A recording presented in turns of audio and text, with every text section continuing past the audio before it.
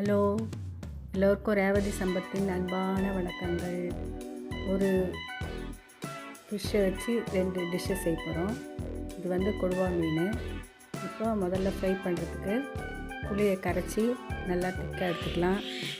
1 spoon மஞ்சள்தூள் போட்டுக்கலாம். இதையும் கரைச்சிட்டு பிறகு 3 ஸ்பூன் மிளகாத்தூள் போட்டுக்கலாம். கொஞ்சம் தேவையான அளவு உப்பு சேர்த்துக்கலாம். இப்போ நல்லா மீனை போட்டு பரட்டி எடுத்துக்கலாம். மீன் நல்லா பரட்டி எடுத்த பிறகு கொஞ்சம் நேரம் ஊற வச்சுக்கலாம். ஊற வச்சு எடுத்த பிறகு அதை நம்ம வந்து தவாவில் போட்டு எண்ணெய் ஊற்றி ஃப்ரை பண்ணி எடுத்துக்கலாம். கொஞ்சம் மிளகு வேணுனாலும் சேர்த்துக்கலாம், இல்லை வேண்டாம்னா விட்டுடலாம். எப்படி செஞ்சாலும் இது நல்லா தான் இருக்கும். இந்த மீன் வந்து ரொம்ப சாஃப்டாக இருக்கும், மேலே கிறிஸ்பியாக இருக்கும், ரொம்ப நல்லாயிருக்கும். வாங்கி ஒரு வாட்டி கொடுவா மீன் வறுத்து பாருங்கள். அடுத்து நம்ம கொடுவா மீன் குழம்பு எப்படி வைக்கிறதுன்னு பார்க்கலாம். இந்த குழம்பு ரொம்ப நல்லது உடம்புக்கு. ஒரு வாட்டி இப்படி செஞ்சு பாருங்கள், உங்கள் எல்லாருக்கும் பிடிக்கும். இதுக்கு தேவையான பொருள் என்னென்னா, வெங்காயம் பொடியாக இருந்தது, பூண்டு 2 பச்சை மிளகாய், தக்காளி 2, கருவேப்பிலை, கொத்தமல்லி, 3-4 ஸ்பூன் மிளகாத்தூள், தேவையான அளவு உப்பு, 1 எலுமிச்சம்பழம் அளவு பிழிஞ்ச புளி தண்ணி. அதை நல்லா கரைச்சி அந்த புளியை தண்ணி எடுத்து வச்சுக்கணும். அதுக்கப்புறம் ஒரு சட்டியில் எண்ணெய் ஊற்றலாம். நல்ல எண்ணெய் ஊற்றிக்கலாம், இல்லை கடலை எண்ணெய் ஊற்றிக்கலாம். இதில் 1 ஸ்பூன் கடுகு போட்டுக்கலாம்.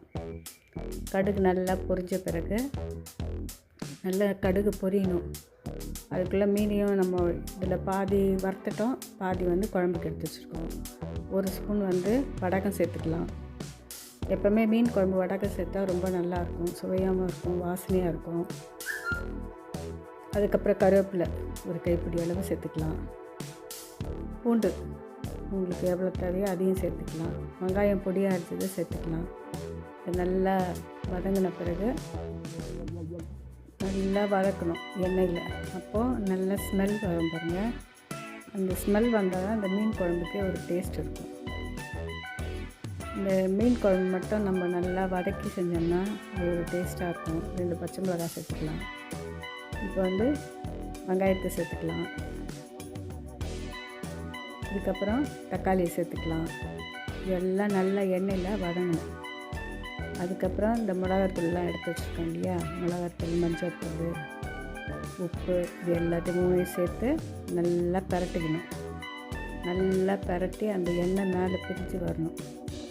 அப்போ தான் நம்ம புளியை ஊற்றினோம்னா அந்த மீன் குழம்பே ஒரு வாசனை தூக்கலாக நல்லா செமையாக இருக்கும் அந்த குழம்பு சாப்பிட்றதுக்கு. அதுக்கப்புறம் அதை நல்லா கிளறி விட்டுட்டு இப்போ நம்ம கொதிக்க வச்சுக்கலாம். மூடி போட்டு மூடி வச்சிட்டோம்னா அது நல்லா கொதித்து வரும்போது தான் நம்ம மீனை போடணும். மீனை போட்டுட்டு ஒரு 4 நிமிஷத்தில் நம்ம நிறுத்திடணும். இல்லைன்னா அந்த குழம்பு ரொம்ப ருசியாக இருக்காது.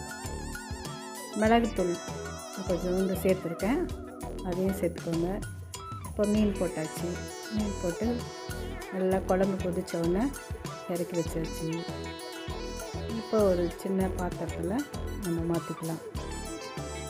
சுவையான கொடுவா மீன் குழம்பு ரெடி ஆகிடுச்சு பாருங்கள். ரொம்ப நல்லா டேஸ்டியாக இருக்குங்க. ஒரு வாட்டி செஞ்சு பாருங்கள், உங்களுக்கெல்லாம் பிடிக்கும். இந்த வீடியோ உங்களுக்கு பிடிச்சிருந்தால் லைக் பண்ணுங்கள், சப்ஸ்கிரைப் பண்ணுங்கள், ஷேர் பண்ணுங்கள். தேங்க்யூ ஃபார் வாட்சிங். குழந்தைங்களுக்கு மீன் வறுவல் கொடுங்க, ரொம்ப நல்லாயிருக்கும் உடம்புக்கு.